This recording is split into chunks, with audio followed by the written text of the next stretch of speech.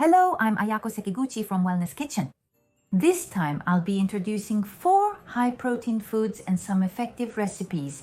In the previous video, I talked about protein and I received a lot of feedback from everyone saying things like, I'm going to try to control my snacks, or I'm going to be more mindful of what I eat. I also love snacks and often eat meat dishes, so this time it's not about what you shouldn't eat or what you have to avoid. I'd like to talk about how you can prevent glycation while still enjoying your food in a very positive way. So I hope this will be a fun and enjoyable discussion, and I encourage you to watch until the end. I think you'll feel like evidence is following right after the conclusion. Things that you might not have paid much attention to are actually really good for your body. That's what I want you to realize. For example, things like wild vegetables contain them, antioxidants and anti-glycation substances.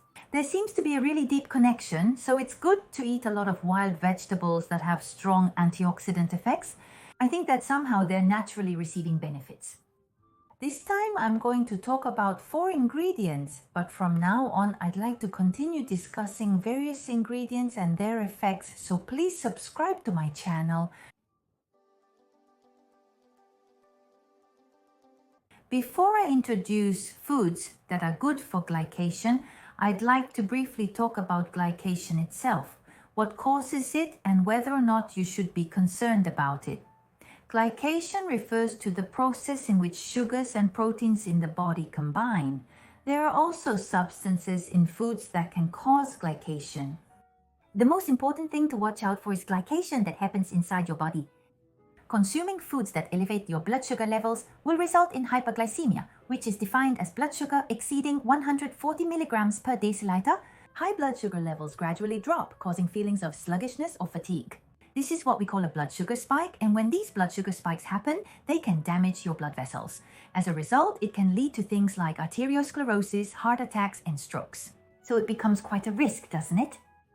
The 0 point in sugar is called aldehyde. It produces toxins, you know. This aldehyde is generated when alcohol is broken down, but when this aldehyde combines with tannin components, A is said to be particularly bad. A, which is also called advanced glycation end products, is not easily broken down in the body and just keeps accumulating, which is not good at all. There are ways of eating that help prevent glycation, as well as foods that can help stop glycation. So this time, I'd like to focus on those points and talk about them. One way to prevent glycation is to avoid eating carbohydrates by themselves. For example, eating sweet things or juice on an empty stomach can cause your blood sugar to spike all at once. So just by changing the order in which you eat, you can help prevent glycation. And to keep your blood sugar levels stable, it's best to start your meal with foods that use a lot of fiber or dishes that contain plenty of vegetables. Even something simple can make a difference. For example, just a small dish of pickled vegetables can help. It's like a mix of seaweed and vinegar, the perfect example. It can help suppress post-meal blood sugar spikes, which is great.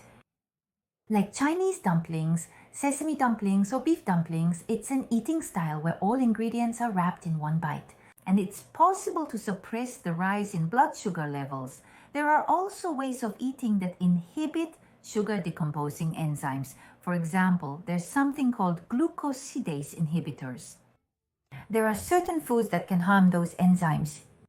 Specifically, for example, foods like strawberries and kiwi fruit contain them, but if you eat a salad that mixes strawberries and kiwi fruit together, you can actually eat in a way that helps control your blood sugar levels.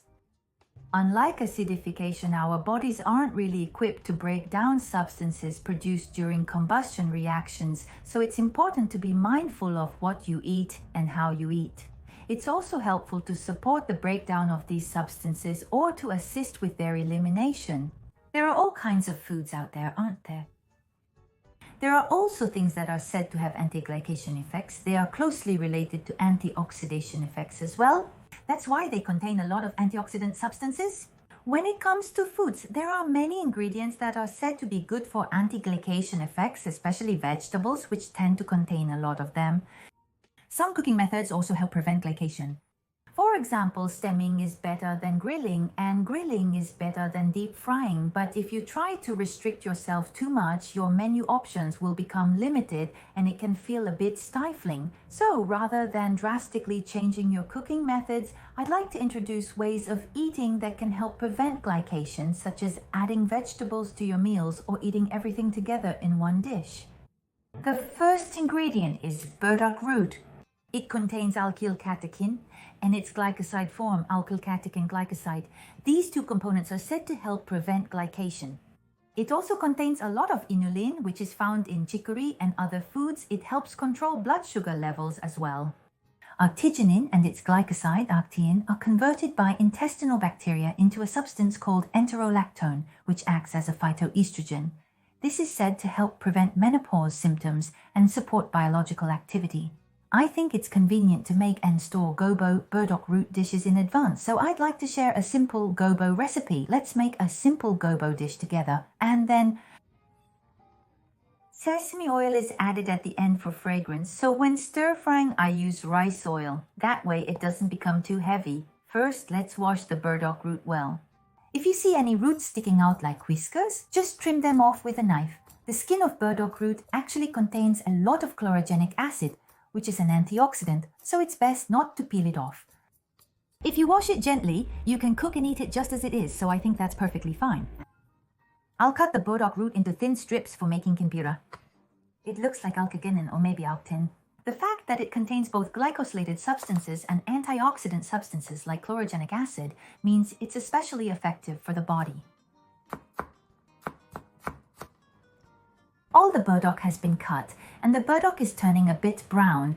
But as I mentioned earlier, that's because of the polyphenol called chlorogenic acid. So even if it gets dark, please don't soak it in water too much, okay? Since it also contains vitamin C, if you soak it in water here, the nutrients will leach out. So please use it as is without soaking. Add a suitable amount of rice oil. This time I want to cook more casually and simply enjoy eating the dish. I'll keep it light and have a relaxed approach rather than strictly adhering to a recipe. Now let's add the rice cake. If you're worried about it being a bit too hard, you can add a little water here and steam it to soften the rice cake. You can adjust the firmness to your liking. If you want to keep the crunchiness, just stir fry it as is. Once it reaches your preferred texture, go ahead and season it. That's it for the rice cake. It's all done. This time I'm finishing it with a slightly crunchy texture. Now let's add a little sesame oil to finish it off. That's all. That's it. Adjust the amount as desired. I usually add a bit more. That's all. Once you mix it, it's done. These are erasable molds. Making them ahead of time is convenient and they're great for packing in lunch boxes. When you start eating, I think it's good to eat these kinds of side dishes first.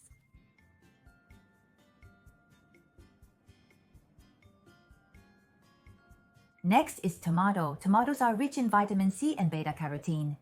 They also contain lycopene and lutein. When it comes to high blood sugar, lutein is effective, but antioxidants and polyphenols also help. Furthermore, the effects of this lutein work synergistically to help. I think it's good to take it as a food that helps with high blood sugar. Just like tomatoes, which are effective against high glycation, onions also have a similar effect, so combining them and making something like a marinade is a good idea. That's right, you can serve this as a side dish with fried foods or meat dishes, or even use it as a sauce. Just by eating it this way, it will help prevent high glycation. It becomes a convenient recipe. Here are the ingredients. First, onions, and then these are all packed together. They're Korean style, you see. Now let's move on to the side dishes and soup. For the side dish, I used lemon, which gives it a really refreshing taste. Dice the tomato into 1 centimeter cubes.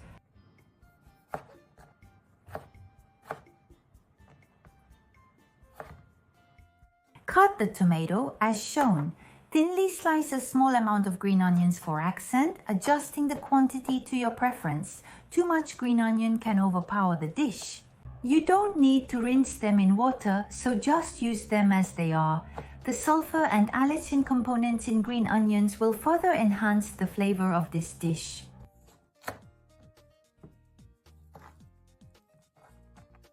Chop the parsley finely as well. I've put all the tomatoes in this bowl. We'll just season it from here.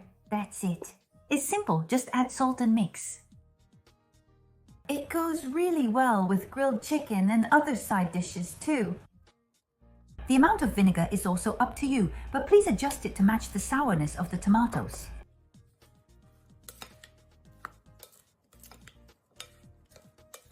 Once it's mixed, it's done.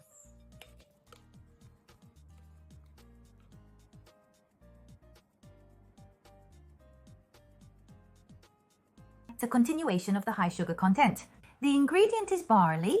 Eating barley is good for you, but this time I'll introduce a barley flour-based Mizu Yokan. This type of gluten is also great for high sugar content, but this gluten in particular, it seems that combining it with vitamin C is also very good, so I want to add vitamin C-rich ingredients together and cook them. Instead of wheat flour, I'm going to use barley flour.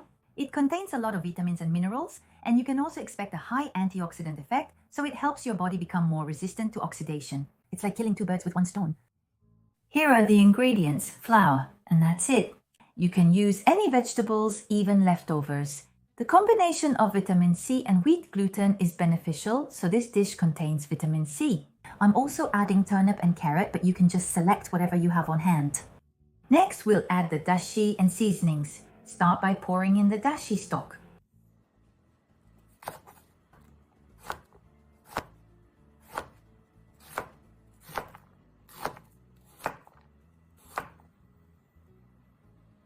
Using whole wheat or flour with more bran gives a richer flavor to dumplings, while whiter flour makes them lighter.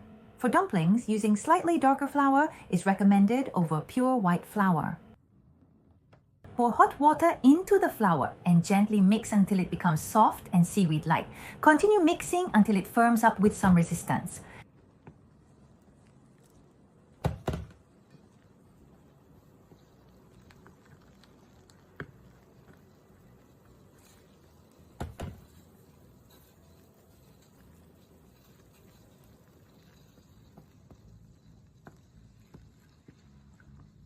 Since the hot water has just been added, the dough is still elastic and a bit sticky. Please leave it in this state for now. Make sure to dust your hands and the surface well with flour when you take it out. Please use your favorite dashi stock. Boil some wild vegetables and add them in. It's best to add ingredients with longer cooking times first. Once the wild vegetables are cooked to your liking, add the needed soba flour mixture and let it simmer. If you warm the spoon a little and moisten it before scooping, the mixture will drop in more smoothly.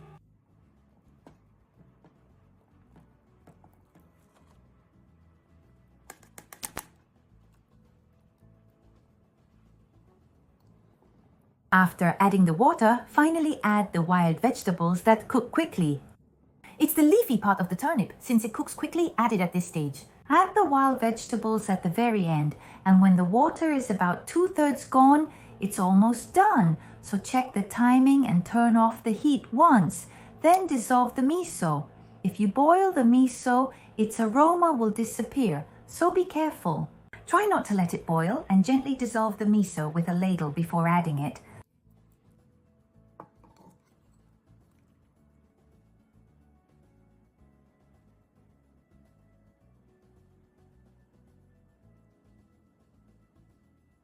Finally, add the asparagus. Asparagus also contains a lot of nutrients. It also contains something called asparagine acid, which helps relieve stress and contributes to better quality sleep.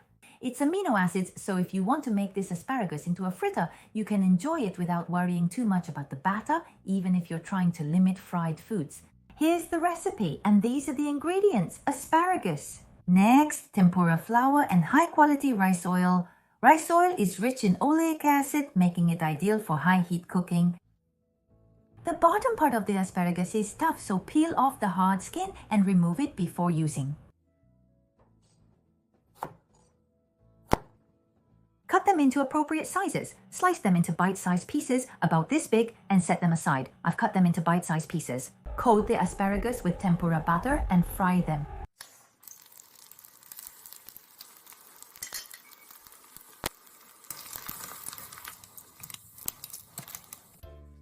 After frying, salt the asparagus fritters and set aside.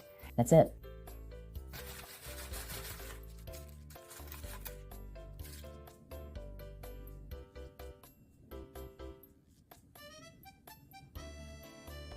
This time I introduced ingredients that are good for the body and their recipes for the rainy season. Even if you try this for A, it might not be very effective for that A, you know?